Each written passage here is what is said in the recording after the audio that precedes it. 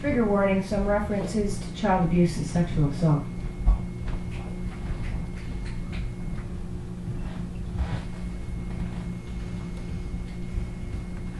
I've never been rescued by a knight in shining armor, and I'm certainly not living happily ever after with my Prince Charming. But then, I never was a fairy tale princess. As a child, I walked through the woods like Little Red Riding Hood in trust and innocence. But there was no woodsman to save me from the animal disguised as a loving grandparent who devoured me with hot eyes and cold lies, but never that which was just and right. Like the little pig, I learned not to trust the promises of the big bad beast and locked the door against him and his desire to feast upon my flesh. But even little pigs must grow up and make their way in the world, and there I encountered a creature in sheep's clothing who led me astray, until the day I broke the wheel and ran all the way home. You'll note, I hope, that I never called them wolves.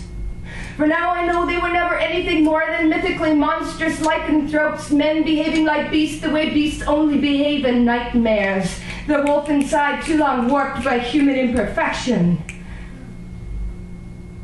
Still I had been ravaged, and the light of the moon changed me.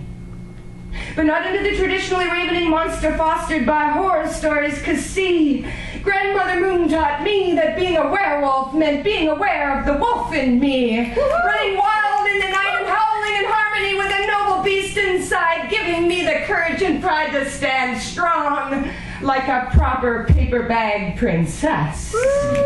'Cause you know, even if kissing a frog could turn it into a handsome prince, it doesn't mean he'll be any less of a toad. And I've toed enough lines in my time to know a beautiful cover won't change a brother's grim story. Glass slippers come with glass ceilings, and the magic ends at midnight when the monsters come out of the closet. I learned to pick the locks of the tower I was trapped in, and I slew the dragon myself. I don't plan on putting my crowning achievements up on a shelf in the shadow of another. I'm already a queen, my monarchy founded on being a mother, and I'd rather run free in the open country than live in a gilded cage. I am an alpha bitch who hasn't yet found a human who understands what that means.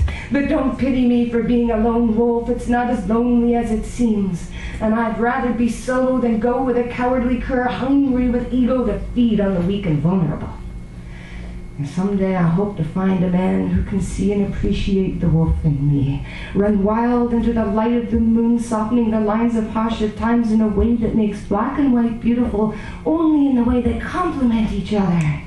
And we'll write new stories together, where girls rescue boys lost in misogynistic mazes of misunderstanding, relieve them of the shining armor, blinding them to the truth of their own inner strength and beauty, and take them down from their white chargers to stand on their own 2 feet with strength and humility.